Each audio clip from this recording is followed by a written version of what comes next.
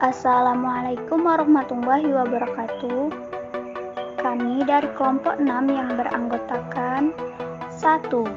M. Ilham Ardiansyah, 2. Marisa Rahmadinia, 3.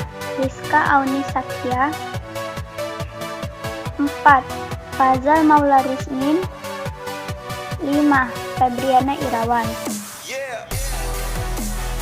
Di sini kami akan menjelaskan tentang 1. Letak geografis, 2. Kehidupan politik, 3. Kehidupan ekonomi, 4. Kehidupan agama, 5. Kehidupan sosial budaya, 6. Peninggalan-peninggalan dari kerajaan.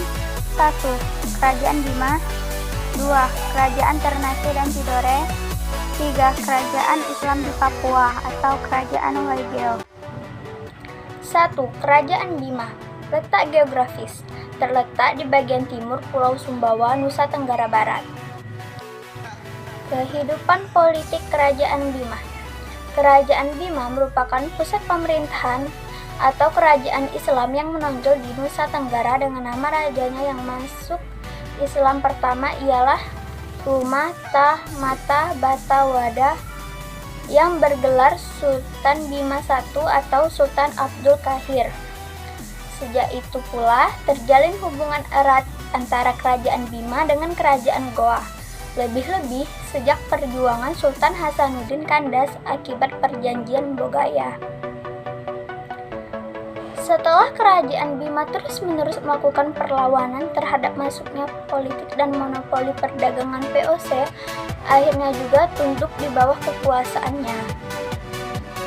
Ketika VOC mau memperbarui perjanjiannya dengan Bima pada tahun 1668,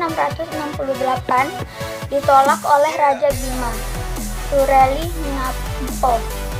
Ketika Tambora merampas kapal VOC pada 1675, maka Raja Tambora, Halongkong, dan para pembesarnya diharuskan menyerahkan keris-keris pusakanya kepada Host Taijin.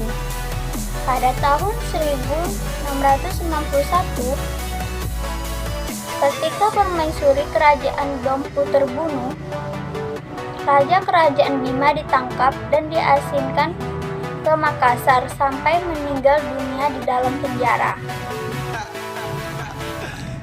Kehidupan ekonomi. Pada saat itu, kerajaan Bima sangat berkembang pesat di segi pertanian maupun peternakan dan perikanan. Di bidang peternakan, kerajaan Bima tidak mau kalah dengan kerajaan lain. Kemudian juga mengembangkan bidang peternakan, yaitu kerbau, kuda, dan sapi. Dalam kitab Negara Kertagama, kerajaan Bima disebut sudah memiliki pelabuhan besar pada tahun 1356.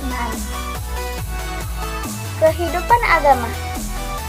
Pada masa pemerintahan Sultan Bima I, kerajaan Bima membangun hubungan perdagangan dengan kerajaan Gua Talo di Sulawesi Selatan. Pengaruh Islam di Bima semakin kuat seiring berkembangnya hubungan perdagangan dengan kerajaan Goa. Meskipun demikian, masyarakat Bima masih memegang teguh kepercayaan asli yang disebut Marapu. Marapu adalah sebuah agama atau kepercayaan lokal yang dianut oleh masyarakat di Pulau Sumba. Lebih dari setengah penduduk Sumba memeluk agama yang memuja nenek moyang dan leluhur. Kehidupan sosial dan budaya. Komunitas Bima merupakan campuran dari berbagai suku bangsa. Suku asli yang mendiami Bima adalah orang Dongo.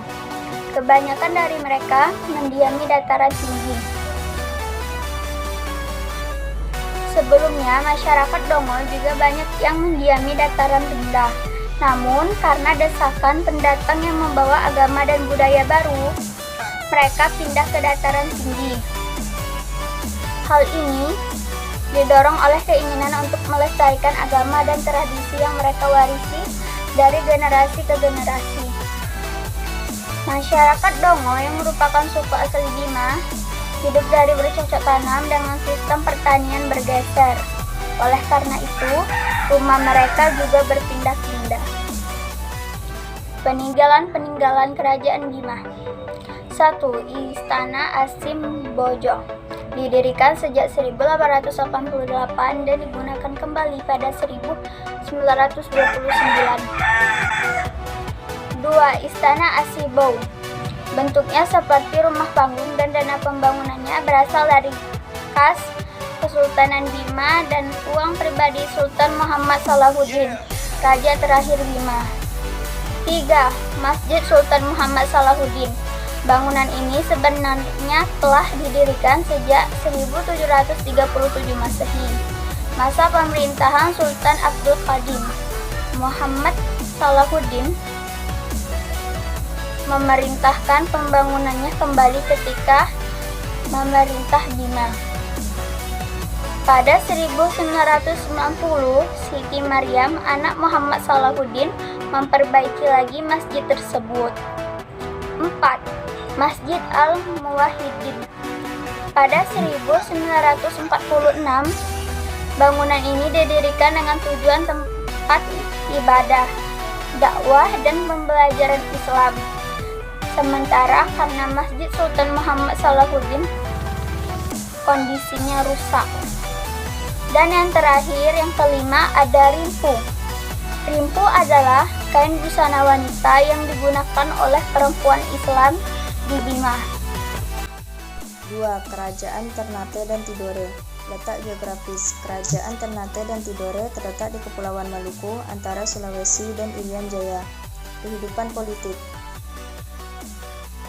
Di Kepulauan Maluku terdapat kerajaan kecil di antara Kerajaan Ternate sebagai pemimpin Uli Lima, yaitu Persekutuan Lima Bersaudara, Uli Siwa yang berarti Persekutuan 9 Bersaudara.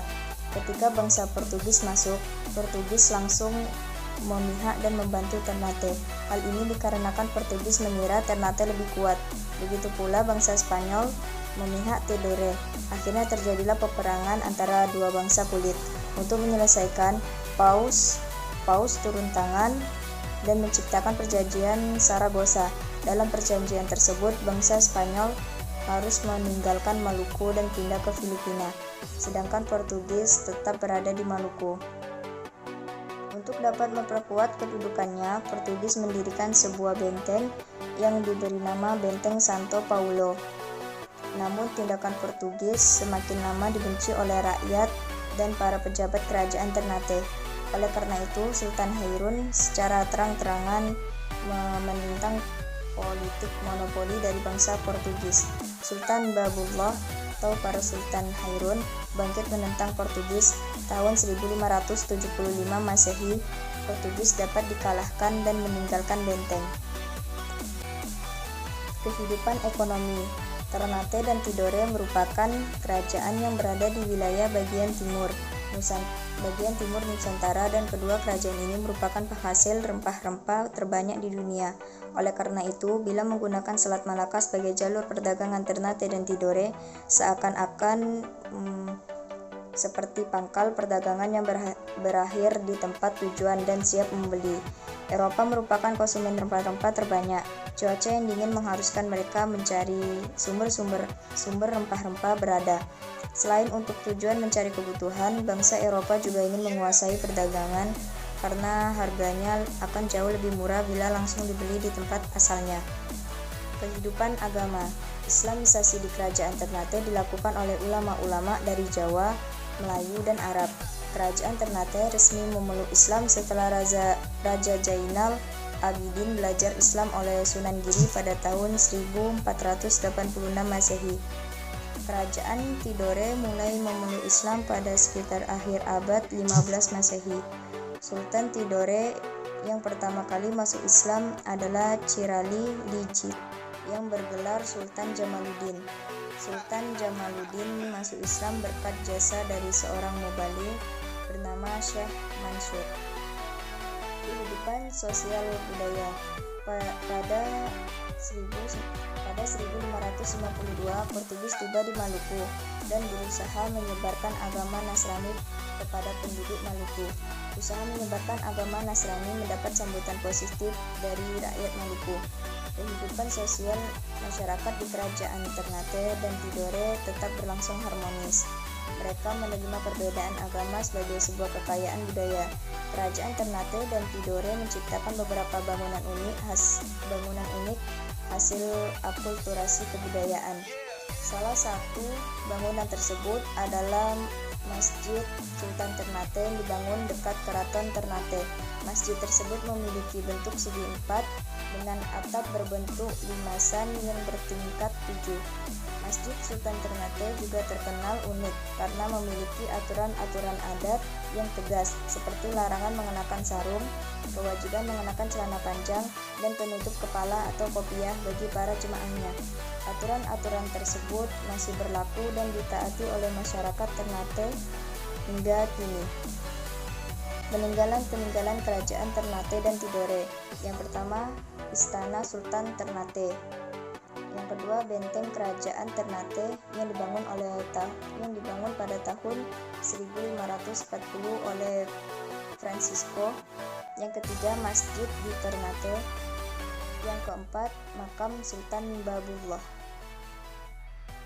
3. Kerajaan Islam di Papua, yakni Kerajaan Waigeo.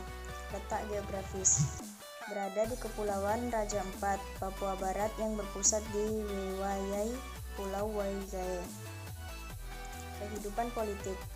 Penguasa kerajaan Waigeo yang paling sering disebut dalam sejarah adalah Ganzun yang berkuasa pada tahun 1900 sampai 1918.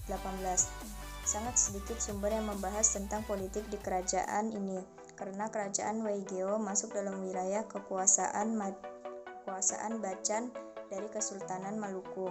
Maka sistem pemerintahan yang berlaku adalah tunduk kepala Bacan.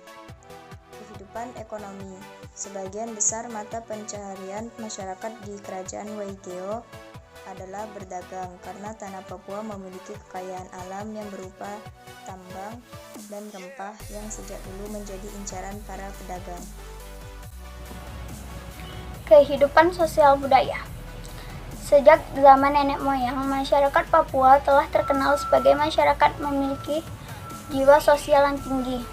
Hingga masyarakat kerajaan Waigeo selalu menjunjung tinggi rasa sosial dengan saling membantu tanpa membedakan suku, agama, dan ras.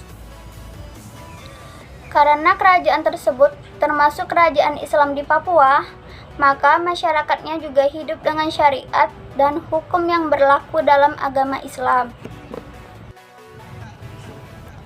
Kehidupan agama.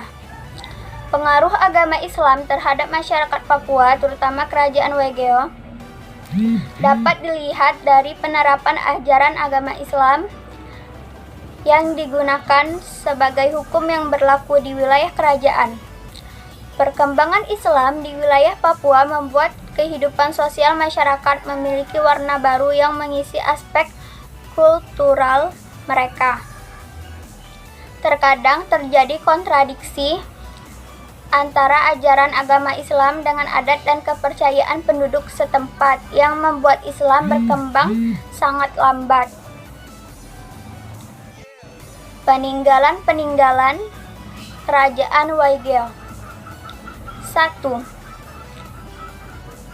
Masjid Tunas Gain di Fak Timur.